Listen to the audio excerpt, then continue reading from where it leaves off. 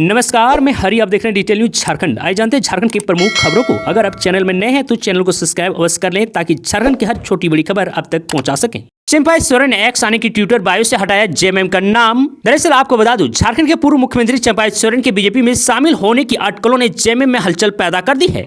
चंपाई सोरेन इस वक्त दिल्ली में है। माना जा रहा है कि वह वहां बीजेपी नेताओं से मुलाकात कर सकते हैं। हालांकि इस बारे में जब खुद उनसे सवाल किया गया तो उन्होंने कहा वह निजी काम से दिल्ली आए हैं।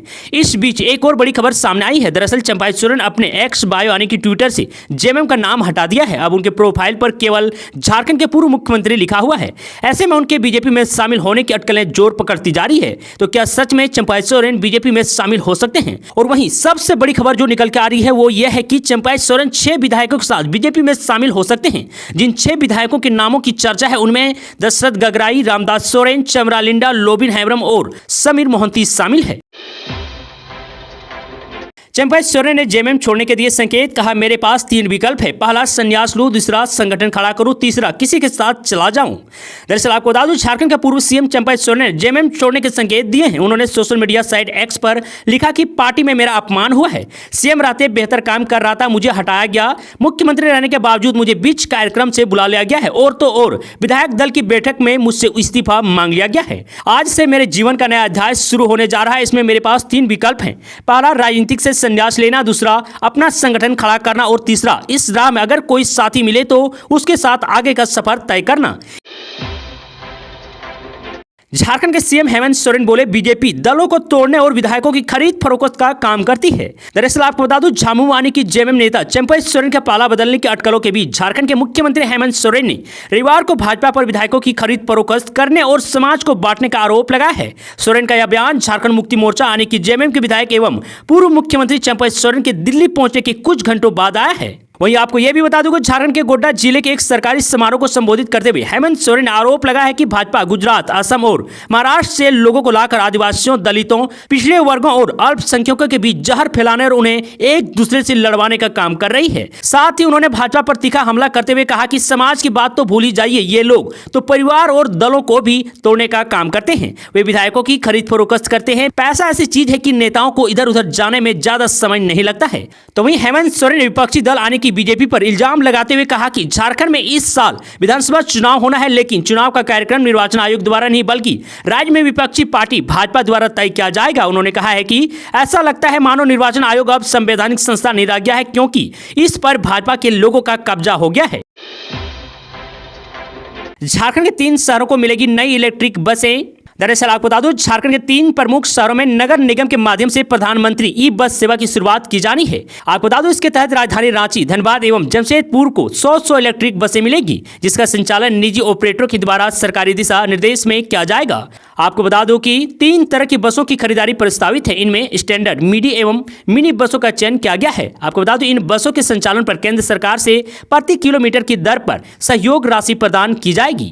आपको बता दूं कि राज्य सरकार इस योजना के तहत जितनी बसों की मांग करेगा उतनी ही संख्या में बसों के स्क्रैप में भेजे जाने का प्रमाण देना होगा। तो वहीं दूसरी ओर आपको यह भी बता दूं कि केंद्र सरकार से प्रति किलोमीटर बसों के संचालन के आधार पर राशि दी जाएगी। स्टैंडर्ड बसों के लिए यह राशि प्रति किलोमीटर 24 रुपया होगा, जबकि मीडी के लिए 22 रुपया और मिनी बस के लिए 20 रुपये प्रति किलोमीटर की दर से भुगतान किया जाएगा। तो वहीं आपको बता दूं कि कैबिनेट से स्वीकृति के बाद इस मसले पर राज्य सरकार आगे बढ़ेगी। माना जा रहा है कि अगले 6 महीने के अंदर झारखंड में इलेक्ट्रिक बसों का संचालन शुरू हो जाएगा। दरअसल आपको बता दूं, झारखंड में नवंबर से लेकर दिसंबर के बीच विधानसभा चुनाव की प्रक्रिया को पूर्ण करा लेना है और इसे लेकर तैयारियां तेज है। आपको बता दूं, राज्य सरकार चाह रही है कि शहरी क्षेत्र में आचार संहिता लागू होने से पहले महत्वपूर्ण योजनाओं को पूर्ण करा लिया जाए और इसको लेकर तैयारियां तेज हो चुकी है। आपको बता दूं, मुख्यमंत्री ने स्वयं नगर विकास एवं आवास विभाग के सचिव को निर्देश दिया है कि शहरी क्षेत्रों की योजनाओं को प्राथमिकता के आधार पर शीघ्र पूरा कराया जाए। झारखंड में पहली बार राज्य सरकार की योजनाएं से ओवरब्रिज का निर्माण रांची में हो रहा है। वहीं आपको बता दूं, झारखंड मुक्ति मोर्चा इस योजना के माध्यम से शहरी आबादी के बीच अपनी पेठ बनाने चाहती है। योजनाओं को लेकर तैयारियां चरम पर है और माना जा रहा है कि पुलों का उद्घाटन मुख्यमंत्री हेमंत सोरेन के हाथों अगले माह करा लिया जाएगा। वही आपको ये भी बता दूं कि झारखंड में आचार संहिता लागू होने को लेकर अटकलें लगाई जाने लगी है और सूत्रों के अनुसार सितंबर के अंतिम अथवा अक्टूबर माह के पहले सप्ताह में आचार संहिता प्रभावी हो सकते हैं। इसके बाद नई योजनाओं की घोषणा और शुभारंभ होना असंभव हो जाएगा। झामुमो ने इसी बीच शहरी क्षेत्र में अपने पेट बनाने में जुटा हुआ है। माना जा रहा है कि ग्रामीण इलाकों में झामुमो की पेट अधिक है। इन्हीं इलाकों से इसके विधायक भी चुने जाते हैं। अब शहरी इलाकों में नए सिरे से पार्टी तैयार कर रही है हेमंत सोरेन। तो वही हेमंत सोरेन विधानसभा चुनाव के पूर्व पार्टी शहरी क्षेत्र में कुछ काम करके दिखाना चाहती है ताकि विपक्ष को जवाब दिया जा सके। शहरी क्षेत्रों की योजना का शुभारंभ इसी कड़ी में एक अहम पड़ाव साबित होगा। राखी बाजार में ऑनलाइन कंपनियों की सेंधमारी, राखी बाजार में लौटी रौनक, वहीं 1500 तक रुपए की राखी है उपलब्ध। दरअसल आपको बता दूं, भाई बहन के अटूट रिश्ते का त्योहार रक्षाबंधन 19 अगस्त आने के आज मनाया जाएगा। आपको बता दूं, धनबाद बाजार में राखी की दुकानें सज धज कर तैयार है। हालांकि राखी खरीदने वाली बहनें कम है। बाजार में खुदरा एवं थोक राखियों के व्यवसाय में सोशल नेटवर्क पर मौजूदा ऑनलाइन कंपनियों की सेंधमारी कर रही है। हालात यह है कि राखी विक्रेता बैठे हैं इंटरनेट पर। दर्जनों कंपनियां ऑनलाइन खरीदारी के साथ आकर्षक और ऑफर, फ्री होम डिलीवरी के साथ बाजार पर काबू करने पर आमदा है।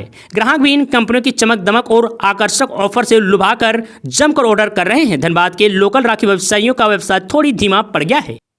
आलम यह है कि 40% कस्टमर ऑनलाइन शॉपिंग कर रहे हैं। फिर भी कई लोग ऑनलाइन के बजाय ऑफलाइन खरीदारी में रुचि रखते हैं। पुराना बाजार और हीरापुर के बाजार में कम से कम राखी की कीमत 5 रुपये से लेकर अधिक से अधिक 1500 रुपये तक की है। वहीं विक्रेता कहते हैं कि अगले वर्ष के मुताबिक इस बार बाजार अच्छी है।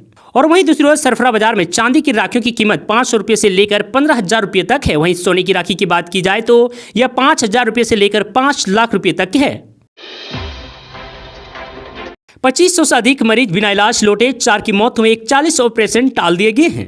आपको बता दूं, कोलकाता के आरजी कर मेडिकल कॉलेज की ट्रेनिंग डॉक्टर के साथ हुए दुष्कर्म और हत्या मामले के विरोध में इंडियन मेडिकल एसोसिएशन के यहाँ पर आहूत हड़ताल से शनिवार को जमशेदपुर की स्वास्थ्य व्यवस्था पूरी तरह से ठप रही। सरकारी अस्पतालों व नर्सिंग होम्स के ओपीडी में इलाज कराने पहुंचे लगभग 2500 से अधिक मरीजों को बिना इलाज वापस जाना पड़ा है। वहीं अस्पतालों में भी भर्ती होकर इलाज करा रहे लगभग 1000 मरीजों को देखने के लिए ओपीडी में डॉक्टर नहीं गए हैं। आपको बता दूं, पूर्व से एडमिट 41 मरीजों का ऑपरेशन टाल दिया गया है, जबकि इलाज के दौरान 4 मरीजों की मौत हो गई है। एमजीएम सदर समेत सभी सरकारी अस्पतालों में ओपीडी पूरी तरह से बंद रही है। वहीं निजी नर्सिंग होम्स और क्लिनिक भी दिन भर पूरी तरह से बंद रहे।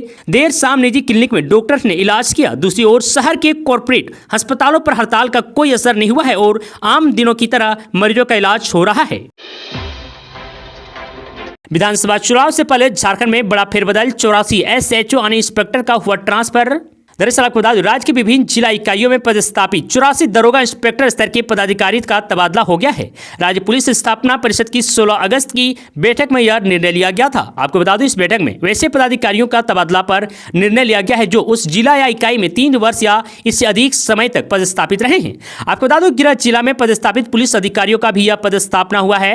आपको बता दूं कि पदाधिकारियों का यह तबादला आने की ट्रांसफर भारत निर्वाचन आयोग के निर्देश पर किया गया है। भारत निर्वाचन आयोग ने झारखंड में विधानसभा चुनाव से पूर्व पदस्थापना कार्य पूरा करने संबंधित आदेश जारी किया था। उसी आदेश के आलोक में तबादला की कार्यवाही की गई है। आपको बता दूं कि राज्य में स्थानांतरित 84 दरोगा इंस्पेक्टर में 20 ऐसे दरोगा हैं जिन्हें पुलिस इंस्पेक्टर के पद पर प्रमोशन के बाद उनका स्थानांतरण किया गया है। उन्हें 16 जुलाई को महानिदेशक चयन परिषद की बैठक में प्रमोशन दी गई थी। तालाब में डूबने से अंधेड़ व्यक्ति सहित 2 बच्चों की मौत। दरअसल आपको बता दूं, बोकारो जिला में तालाब में डूबने से 2 अलग अलग घटनाओं में मौत के मामले सामने आए हैं। पहली घटना में गोविंदपुर ई पंचायत भवन समीप बने नया तालाब में 42 वर्षीय अंधेड़ भुटका सिंह की डूबने से मौत हो गई। मृतक सीसीएल गोविंदपुर कॉलोनी में रहता था। वह 3 दिनों से लापता था। आपको बता दूं, रविवार सुबह ग्रामीणों ने शव को तालाब में देखा। बोकारो थर्मल थाना की पुलिस ने शव को कब्जे में लेकर जांच शुरू किया। मृतक भुटका सिंह मूलतः बिहार के बलिया का रहने वाला था। और वहीं दूसरी घटना पेटवार थाना क्षेत्र के अंतर्गत पतकी पंचायत के ग्राम पतकी के भोलगड़ा में तालाब में डूबने से एक ही परिवार के 2 बच्चों की मौत हो गई। रविवार दिन लगभग 2:30 बजे स्वर्गीय राम मरांडी की पुत्री चिंतामणि कुमारी 18 वर्ष एवं अरुण मरांडी के पुत्री अनिशा कुमारी 9 वर्ष के डूबने से मौत हो गई। घर से 500 मीटर की दूरी पर स्थित तालाब में स्नान करने के लिए गई थी। आपको बता दो, दोनों रिश्ते में फुआ और भतीजी है। तालाब में लगभग 14 फीट पानी भरा हुआ है। बताया गया कि जब भतीजी अनिशा कुमारी तालाब में नहाते नहाते गहरे पानी में चली गई और डूबने लगी, यह देख चिंतामणि कुमारी ने डूबती हुई भतीजी को बचाने के लिए जैसे ही गहरी पानी में गई, इस दौरान वह भी गहरी पानी में डूब गई। घटना के दौरान तालाब में स्थित और बच्चों ने दोनों बच्चों को तालाब में डूबते देख दौड़ते हुए उनके घर तक पहुंचे एवं परिजनों को इनकी जानकारी दी। परिजनों को